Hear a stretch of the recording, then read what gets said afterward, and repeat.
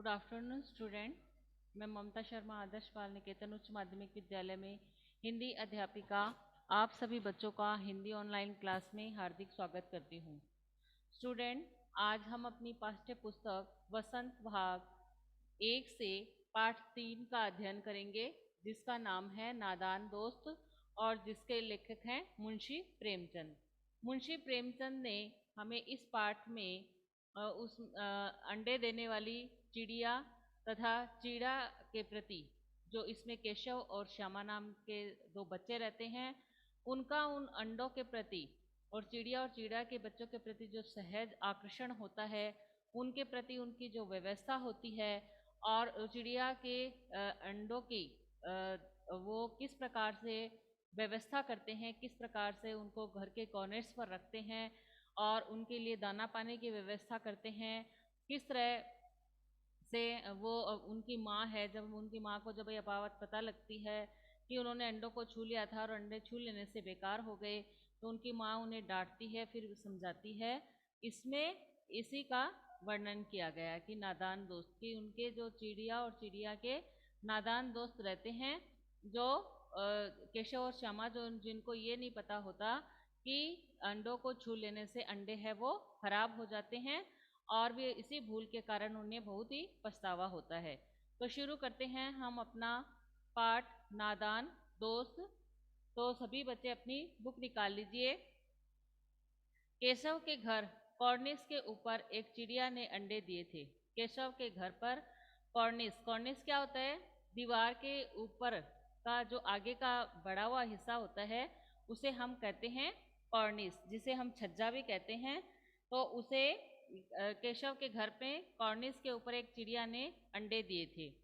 केशव और उसकी बहन श्यामा दोनों बड़े ध्यान से चिड़िया को वहां आते जाते देखा करते थे। केशव और उसकी बहन थी श्यामा, जो दोनों बड़े ध्यान से चिड़िया के को वहां आते जाते देखा करते थे। यानी केशव की बहन का क्या नाम था? श्यामा। और उन दोनों बच्चों के से भी अपना प्रश्न पूछ सकते हैं कि उन दोनों बच्चों के नाम क्या थे। तो दोनों बच्चों के नाम थे केशव और श्यामा। तो वो क्या करते थे? चिड़िया को वहां आते जाते देखा करते थे। सवेरे दोनों आंखें मलते कॉर्निस के सामने पहुंच जाते और चीड़ा और चिड़िया दोनों को वहां बैठा पाते।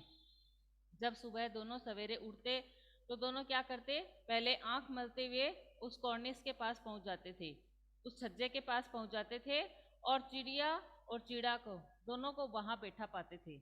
वो दोनों चिड़िया और चिड़िया है वह वहां पर बैठे रहते थे। उनको देखने में दोनों बच्चों को न मालूम क्या मजा मिलता, दूध और जलेबी की सुध भी न रहती थी। उन दोनों को देखने में बच्चों को पता नहीं क्या मजा आता था कि उन्हें दूध और जलेबी की भी शुद्ध नहीं रहती थी। यानी दूध और जलेबी जो वो खाते थे, उनकी भी शुद्ध नहीं रहती थी। वो सुबह उठते ही उनका क्या काम था कि आंख मलते हुए उनके छज्जे के पास पहुंच जाना और वहां पर बैठे चिड़िया और चीड़ा को देखना। दोनों के दिल में तरह तरह के सवाल उठते। अंडे कितने बड़े होंगे, किस रंग के होंगे, कितने होंगे, क्या खाते होंगे, उनमें से बच्चे किस तरह निकल आएंगे, बच्चों के पर कैसे निकलेंगे, घोंसला कैसा है। लेकिन इनमें से बच्चे लेकिन इन बातों का जवाब देने वाला कोई नहीं था। ना अम्मा को घर के काम धंधों में फुर्सत थी, ना बाबूजी को पढ़ने लिखने से। दोनों बच्चे आपस में ही सवाल जवाब करके अपने दिल को तसल्ली दे दिया करते थे।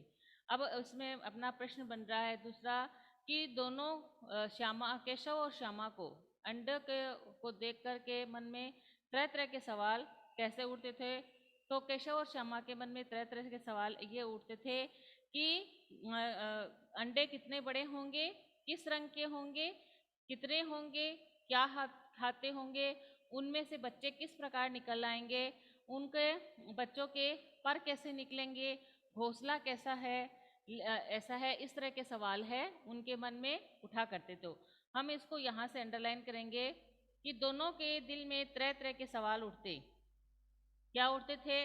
अंडे कितने बड़े होंगे, किस रंग के होंगे, कितने होंगे, क्या खाते होंगे, उनमें से बच्चे किस तरह निकल आएंगे, बच्चों के पर कैसे निकलेंगे, घोंसला कैसा है, यहाँ तक, इस तरह के सवाल है उन बच्चों के मन में उठते थे, क्योंकि वो भी तो केशव और श्यामा दोनों ही बच्चे थे।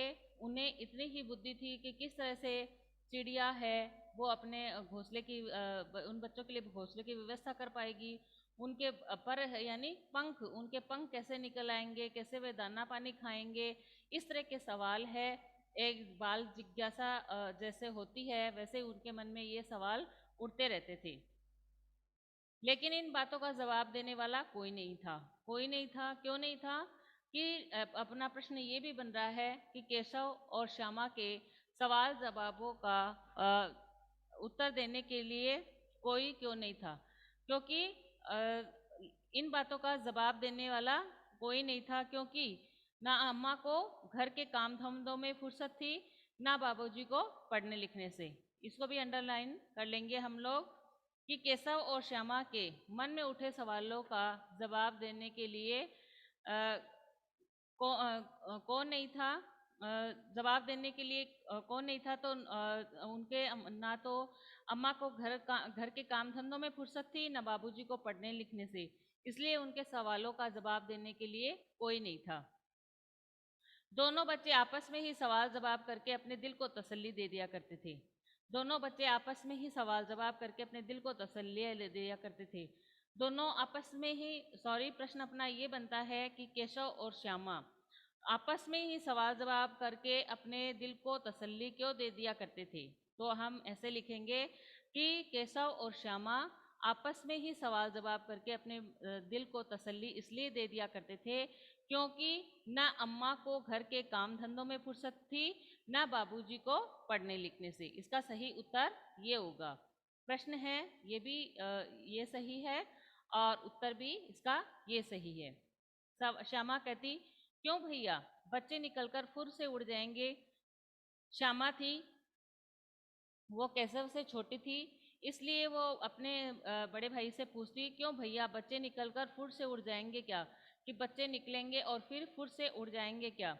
केशव विद्वानों जैसे गर्व से कहता, नहीं रे पगली, पहले पर निकलेंगे, बगैर परों के बेचारे कैसे उड़ेंगे। केशव जैसे कोई बहुत बड़ा विद्वान हो, जैसे कोई बहुत बड़ा पढ़ा लिखा हो, वैसे गर्व से कहता, गर्व से यानी घमंड से कहता, अभिमान से कहता कि नहीं रे पगली, तू इतना भी नहीं जानती, पहले इसके पर निकलेंगे, पर यानी पंख, कि पहले इसके पंख निकलेंगे, क्योंकि बगैर पंखों के बेचारे कैसे उड़ पाएंगे, क्योंकि ये अंडे हैं, इनमें पहले इनके पंख निकलेंगे, फिर पंख निकलने के बाद ही ये उड़ पाएंगे। वह बड़े गर्व से कहता, कौन, केशव।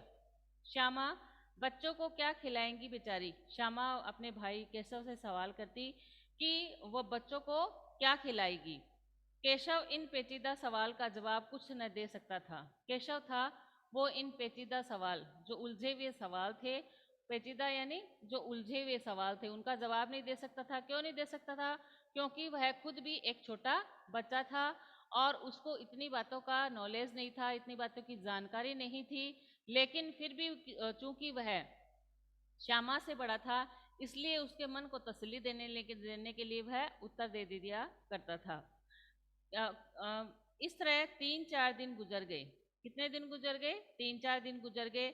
दोनों बच्चों की जिज्ञासा दिन दिन बढ़ती जाती थी। दोनों बच्चों की जिज्ञासा थी, जिज्ञासा यानी जानने की इच्छा। दोनों बच्चों के जो जानने की इच्छा थी वो दिन प्रतिदिन बढ़ती जा रही थी।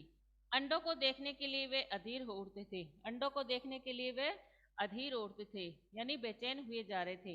उन्होंने अनुमान लगाया कि अब जरूर बच्चे निकल आए होंगे। उन्होंने अनुमान लगाया, यानी उन्होंने मन मन में ये अनुमान लगाया कि बच्चे अब निकल आए होंगे। बच्चों के चारे का सवाल अब उनके सामने आ खड़ा हुआ। अब उनके मन में ऐसे सवाल आ खड़ा हुआ कि अब उनको दाना पानी कौन देगा। उनके मन में यह जिज्ञासा हो गई, ये उनके मन में सवाल आ गया कि अब उनको दाना पानी कौन देगा। चिड़िया बेचारी इतना दाना कहाँ पाएगी कि सारे बच्चों का पेट भरे। गरीब बच्चे भूख के मारे चूं चूं करके मर जाएंगे। वो आपस में ही सवाल जवाब कर रहे थे कि चिड़िया बेचारी है, वो इतना दाना पानी है वो कहाँ से ला पाएगी। ये सारे बच्चे हैं कि सारे बच्चों का पेट भर सके। गरीब बच्चे हैं वो भूख के मारे चूं चूं करके ही मर जाएंगे। इस मुसीबत का अंदाजा करके दोनों घबरा उठे। जब दोनों ही आपस में विचार विमर्श कर रहे थे और आपस में ही सवाल जवाब कर रहे थे कि चिड़िया का दाना पानी का प्रबंध कैसे कर पाएगी, जब इस बात का उन्होंने इस मुसीबत का अंदाजा हुआ कि वो इतना दाना पानी कहाँ से लाएगी, वो तो बेचारे भूख से ही मर जाएंगे, तो इस मुसीबत का अंदाजा करके दोनों घबरा उठे। दोनों ने फैसला किया कि कॉर्निस पर थोड़ा सा दाना रख दिया जाए। फिर दोनों ने क्या फैसला किया? दोनों ने यह फैसला किया कि कॉर्निस पर यानी जो छज्जा है उस पर थोड़ा सा दाना रख दिया जाए।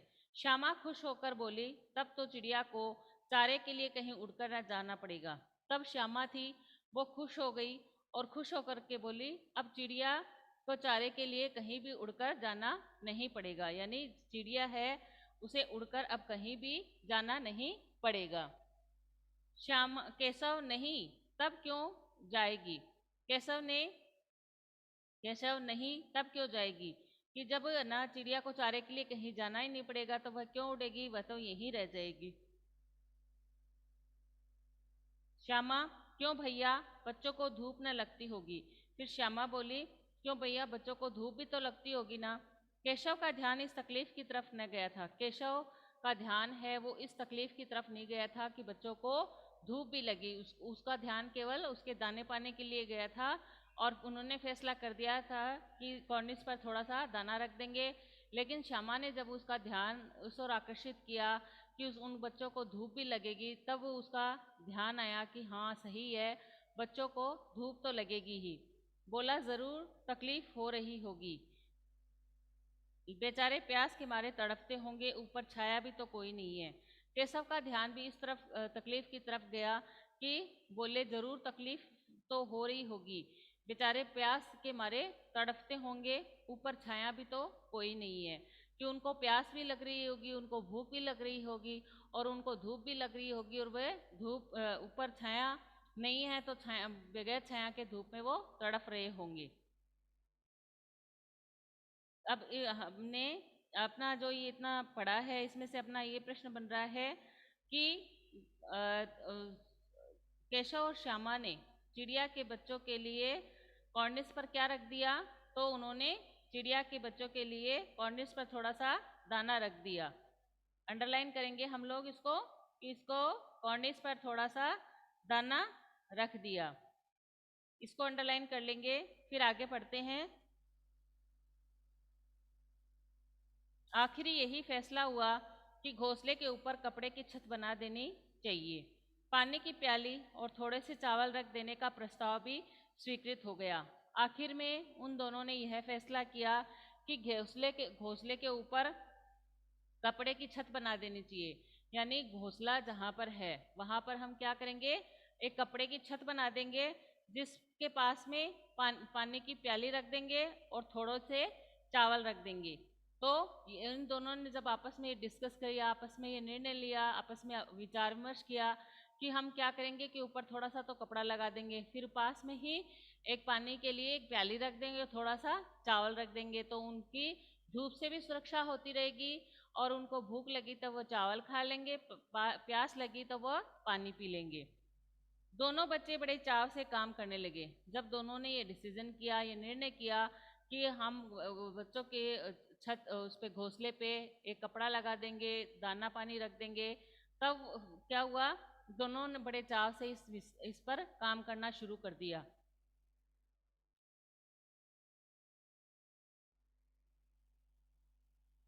श्यामा माँ की आंख बचाकर मटके से चावल निकाल लाई।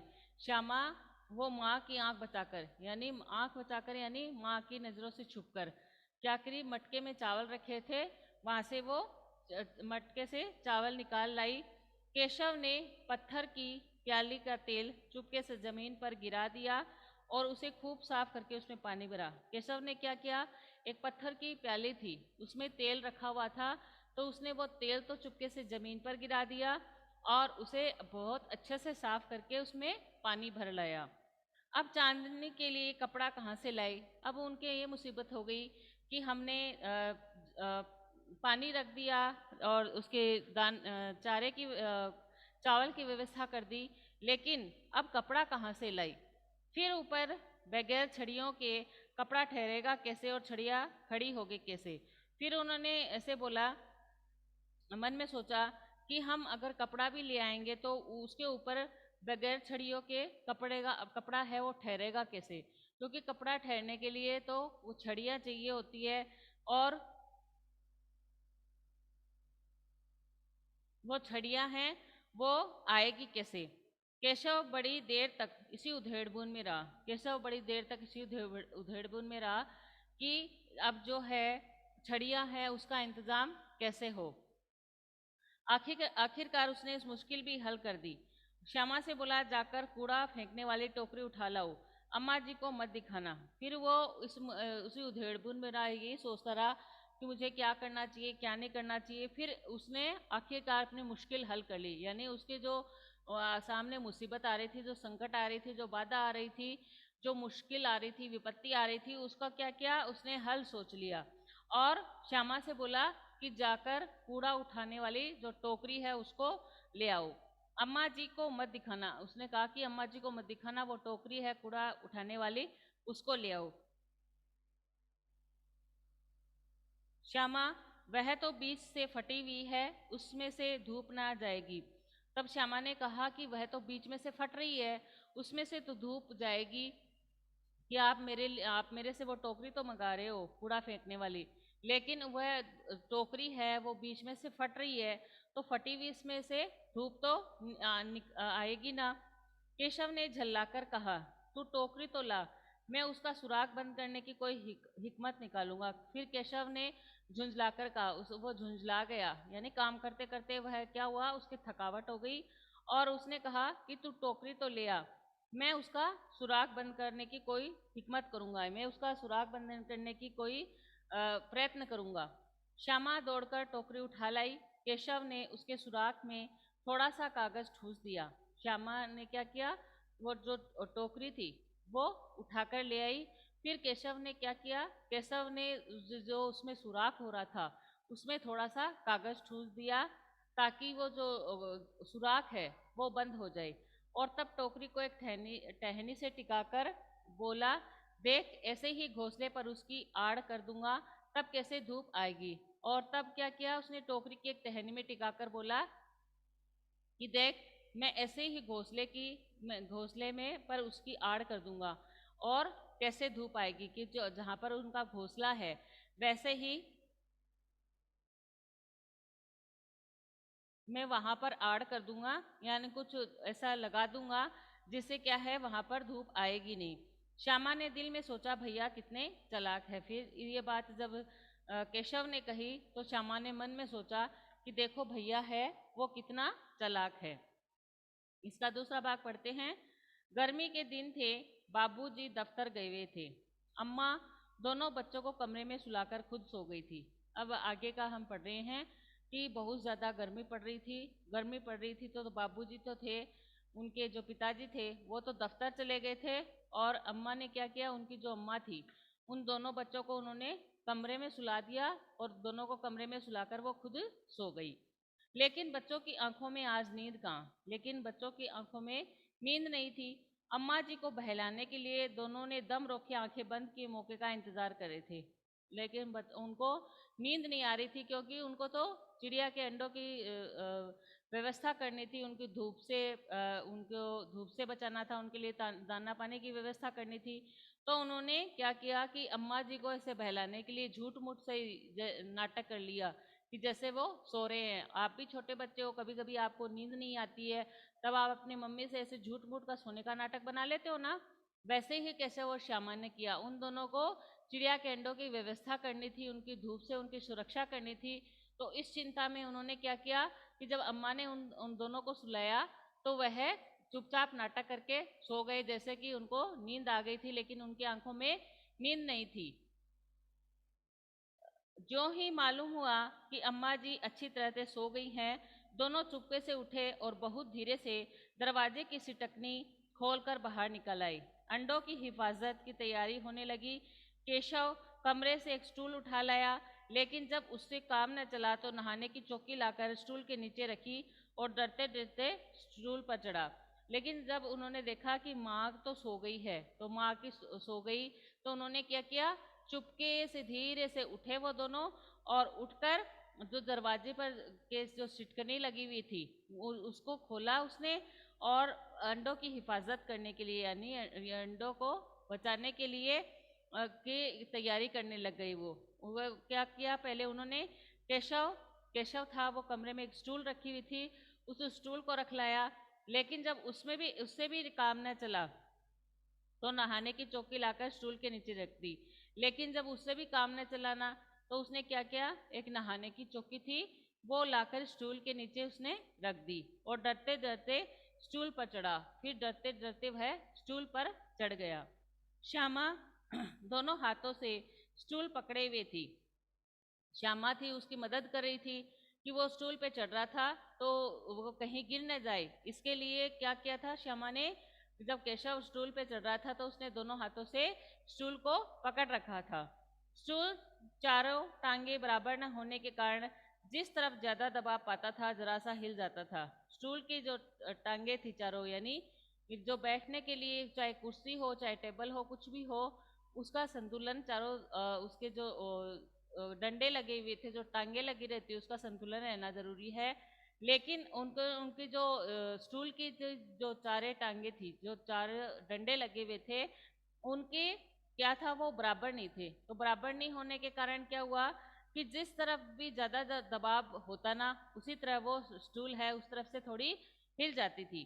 उस वक्त केशव को किसी तकलीफ उठानी पड़ती, उस वक्त केशव को क्या होता कि तकलीफ उठानी पड़ती, क्योंकि स्टूल है वो कभी इधर से थोड़ी टेढ़ी हो जाती, कभी उधर टेढ़ी हो जाती, तो इस कारण है वो केशव को थोड़ी तकलीफ उठानी पड़ रही थी।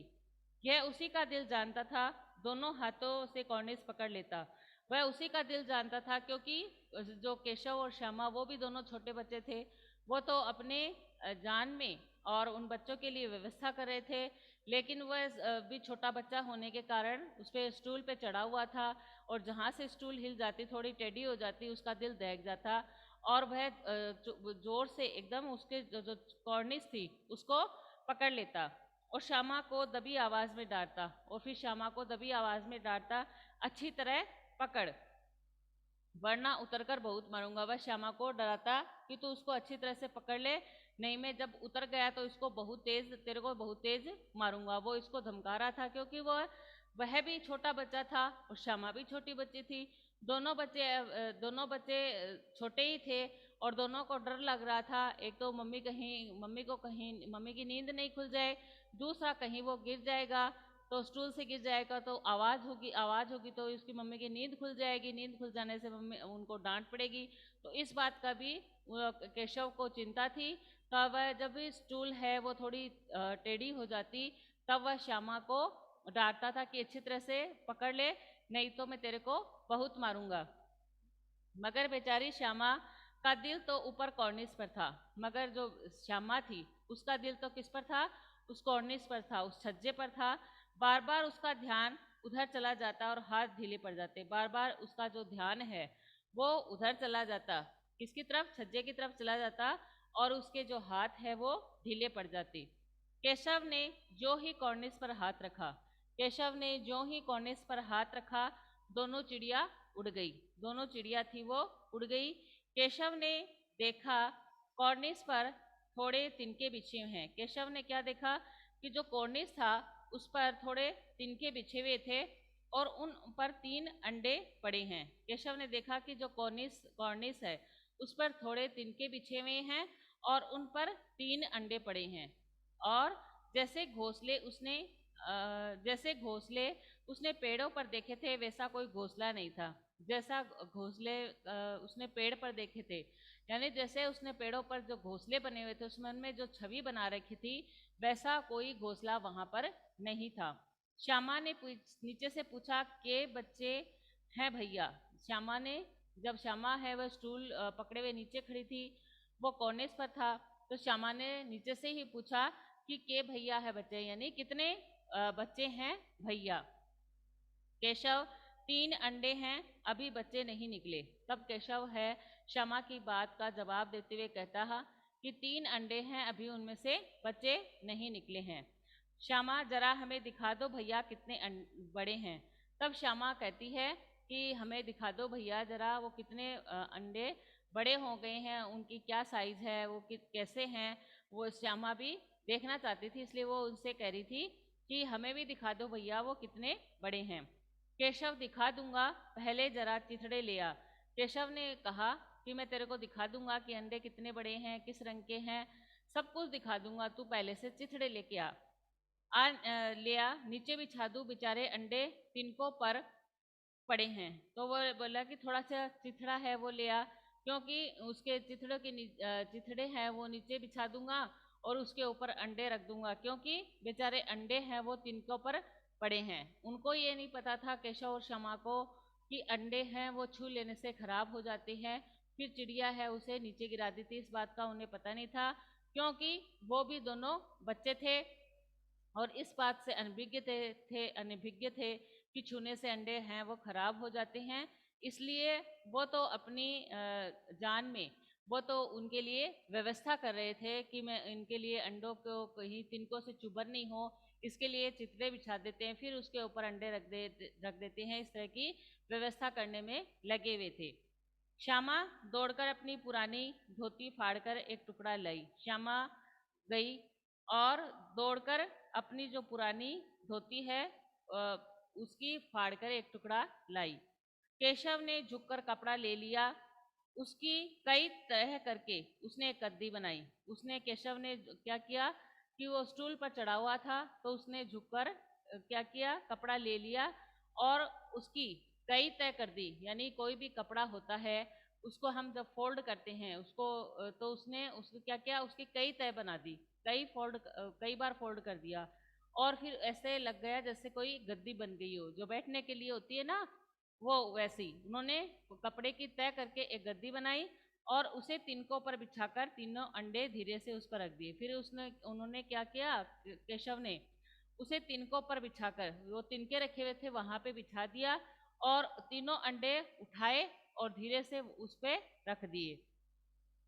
श्यामा ने फिर कहा हमको भी दिखा दो भैया। श्यामा को भी मन में जिज्ञासा हुई और वो फिर केशव से कहती है कि हमें भी दिखा दो भैया। क्यों उसका मन हो रहा था, क्योंकि वो भी अभी बच्ची थी, उसका मन भी हो रहा था कि मैं चिड़िया के अंडों को देखूं, वो कैसे हैं, किस तरीके से हैं, मैं वो भी देखना चाहती थी। तो हमने अभी जितना ये पढ़ा है इसमें प्रश्न अपना बन रहा है कि कॉर्निस पर कितने अंडे थे। तो कॉर्निस पर 3 अंडे थे, अंडरलाइन करेंगे इसको आप लोग, 3 अंडे हैं, अभी बच्चे नहीं निकलेंगे। इसको हम ऐसे नहीं लिखेंगे, अब प्रश्न पूछा जाएगा कॉर्निस पर कितने अंडे रखे हुए थे, तो कॉर्निस पर 3 अंडे रखे हुए थे। फिर प्रश्न बनता है कि केशव ने अंडों की सुरक्षा के लिए क्या क्या किया। तो उसने क्या किया, उसने केशव ने एक कपड़ा वहां पर बिछा दिया, उसकी कई तरह की तय कर दी, तय करके उसने गद्दी बनाई और तिनकों पर बिछाकर तीनों अंडे हैं वो धीरे से उस पर रख दिए। तो इस प्रकार उसने इस तरीके से उसकी जो अंडे थे उनकी सुरक्षा की। तो स्टूडेंट, आज हम अपनी पाठ्य पुस्तक बसंत के भाग 1 से पाठ 3 का अध्ययन कर रहे थे। हमारा चैप्टर है उसका हम एक पार्ट आज पढ़ते हैं, दूसरा पार्ट है वो हम नेक्स्ट वीक में पढ़ेंगे, क्योंकि हमारा क्लास का समय है वो समाप्त हो रहा है। इसमें आपको कोई भी बात समझ में नहीं आई हो तो आप मेरे से व्हाट्सएप पे कॉल करके या मैसेज करके पूछ सकते हैं। इसमें आपको कहीं भी कोई दिक्कत हो तो आप मेरे से पूछ सकते हैं। किसी को कुछ पूछना है क्या? किसी को कोई पूछना है क्या?